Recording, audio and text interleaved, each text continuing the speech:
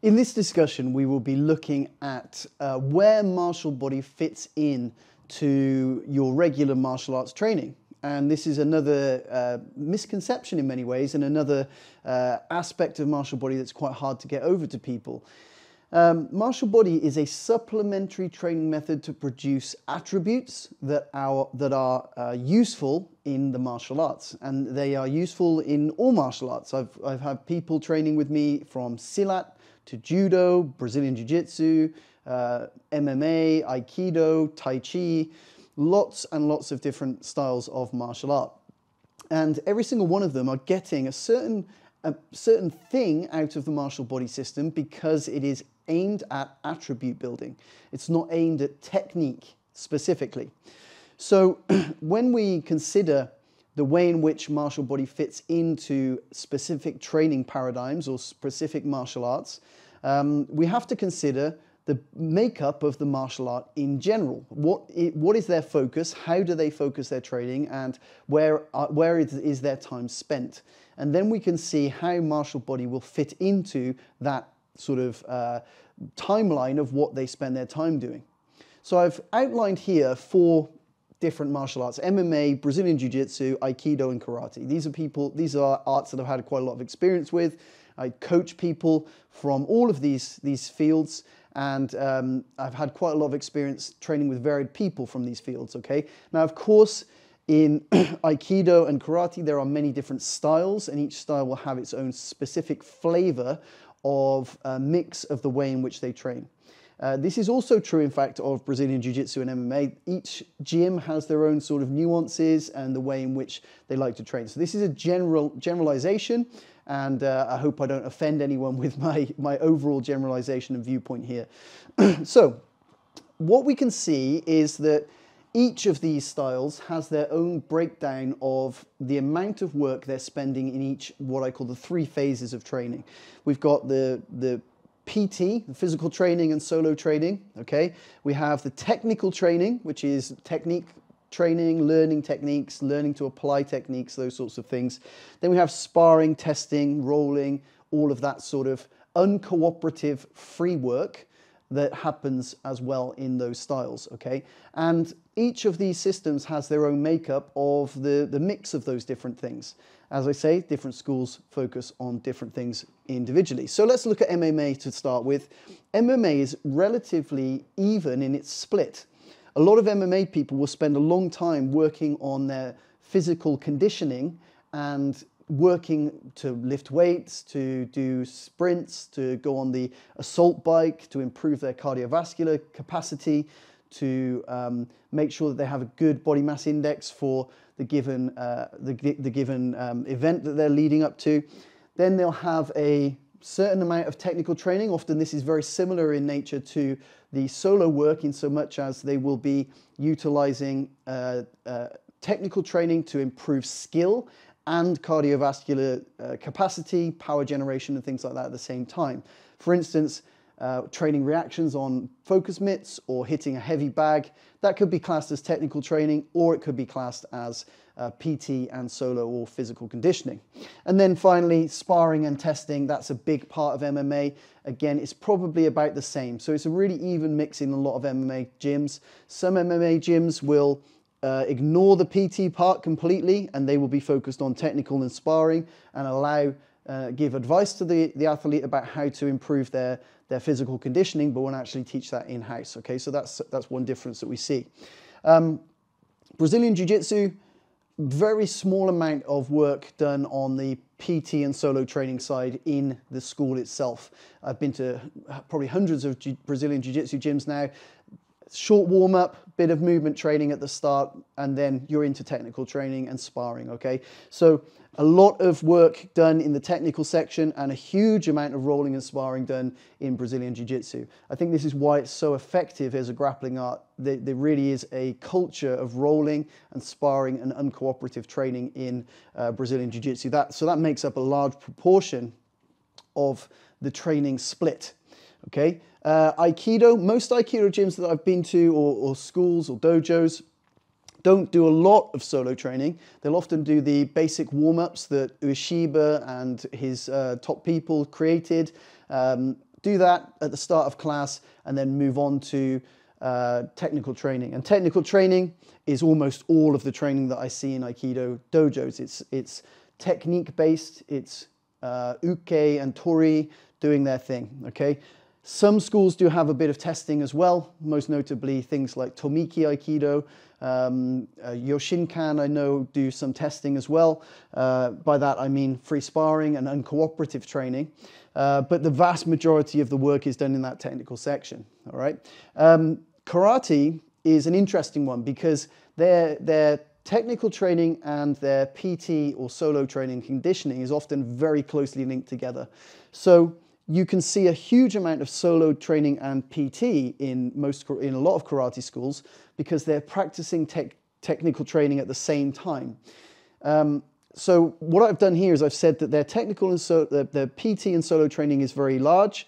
Technical training is also quite large, and by that I mean technical training with a partner, so set applications of the kata and things like that, and then testing relatively small amount, as in uncooperative sparring in most traditional karate schools. Of course, there are things like Kyokushinkai and Gojuru. Some of these styles do have a very strong tradition of sparring, testing, and fighting.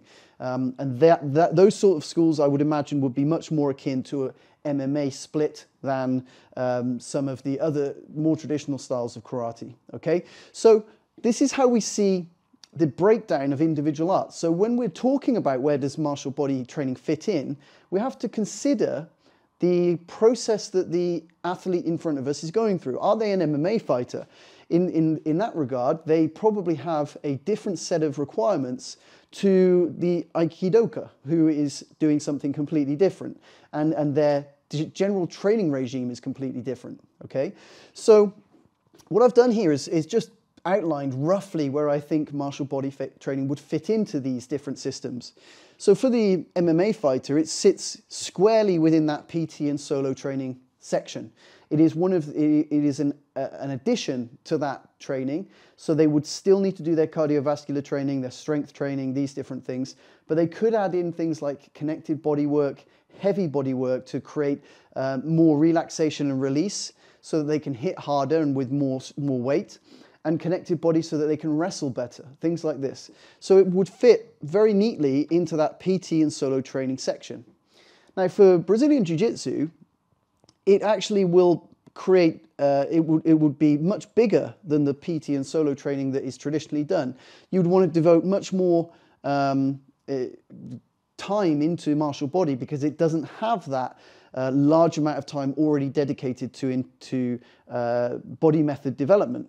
So martial body can really enhance Brazilian Jiu Jitsu's solo and personal training section because it's somewhat absent. There are things like gymnastica, and some schools really focus on that sort of stuff, gymnastica naturelle, where you're doing like animal movements and all that sort of stuff. Brilliant. And if that's in the school, then of course martial body might take a smaller chunk out of that PT and solo training time.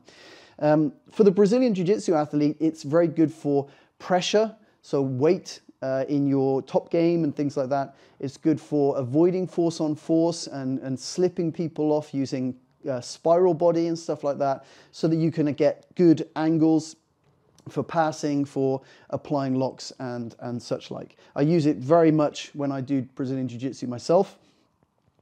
So then we go to Aikido. Now, Aikido is something that a lot of people in Aikido are interested in martial body, and I think it's because that solo training PT section is very, very limited in Aikido. There's not a strong representation of solo training in most Aikido classes. I hope that doesn't offend people, but that's my own experience. Some schools, of course, do a lot more, and especially those that have had contact with Daitoru Aiki people, they often have a much bigger section of solo training.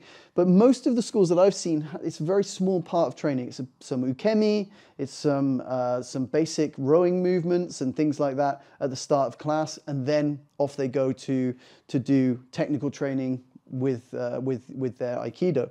So martial body really fits in as something that you can do away from your Aikido dojo that can enhance the Aikido that you do when you get there. So when you get to the class, just to make it clear, this where MartialBody fits in will also depend on the setting, which we'll talk about in a minute. But when you get to class, you want to focus on that original process, that technical training, the thing that is going to get you the techniques for Aikido. But when you're away from class, what do you do? And that's where MartialBody training can come in. Again, things like HeavyBody, ConnectedBody, StableBody, Elastic, and Spiral are really useful for Aikidoka. Now, in karate, as I mentioned, they have a very close interlinking of their technique and their solo training, PT, body development skills. And MartialBody will fit neatly into that solo training development side, just like it did with MMA. It's something that can be used at the same time because of the nature of the techniques that karate is using. You can actually put spiral body into it, for instance, into your punching. You can put heavy body into it. You can put elastic body into it to try to create elastic responses in the body. So this is where we see, this is just a small snippet, and of course, if I'm working with someone individually, I'll be examining what they're actually like at the moment, what their training regime is, how often they train, how seriously they train, all that sort of stuff. But when we're asking the question, where does MartialBody fit in, this is what we need to assess. Okay, it's not a simple question. It requires some thinking. Now, of course, there is a trade-off whenever we want to add something to our training. If we're already full up, our schedule is already full, where do we add things? And specifically in the case of things like karate and Aikido, when you go to class, you'll be doing specific things in a specific order, and that won't change just because you want to improve your martial body. You can't go into your dojo and say to your sensei, I'm going to do a different warm-up today. That's not really conducive to a good environment to train, okay? So the MartialBody training, where it fits in outside of your normal class times, okay? This is where I think a lot of people sort of get a bit confused about how MartialBody fits in. This is the stuff you can do 20 minutes in the morning, 20 minutes in the evening. If you go to a gym, for instance, to lift weights or whatever it might be, you can spend 20 minutes at the end of your session doing some MartialBody training. It's a supplementary exercise. And if you do it away from the training, then it makes up for that lack of solo training. It's true of Brazilian Jiu Jitsu as well. If you can go away and do a lot of MartialBody training in your own time, then the fact that in your class time and as a focus of the art, that solo training isn't very prominent, it doesn't really matter because you're doing it outside of that normal structure of your martial art. And similarly, when it comes to MMA, again, it's a trade-off. You don't want to lose your cardiovascular capacity because you want to be heavy. So we want to add it in an intelligent way that can work alongside the attributes and skills that are needed to be a successful MMA athlete. So hopefully this gives somewhat of an impression about the way in which I assess the areas that MartialBody can be used to enhance someone's training. This sort of assessment is something that you can do yourself. Just look at how your martial art is structured. How do you train? How do your sessions go? What percentage of the time do you spend developing your martial body? Do you spend 2% of the time developing it rather than 20%? And how important is it that your martial body is good for your martial art? Aikidoka, it's very important that your body is capable of expressing Aiki, for instance. And so it doesn't make much sense for it to be spending so little time on body development. And I think that's where MartialBody has been so successful in that art, is it gives people an opportunity to begin to develop their body outside of their technical training and then feed it back in, okay? So hopefully this gives a good impression. You can assess that yourself. Look at the structure of your own martial art, your own school. How does it train? And if there is a deficiency in the body method development side of things, then MartialBody may well be a great addition to your training. Things like the 60-day beginner program, that is just a one-off cost, and it'll teach you for 60 days. You can get a real impression about whether it's going to work for your martial art or not. And that's a great way to start your training. So I hope this explains everything in terms of where does MartialBody fit in, and I'll catch you in the next video.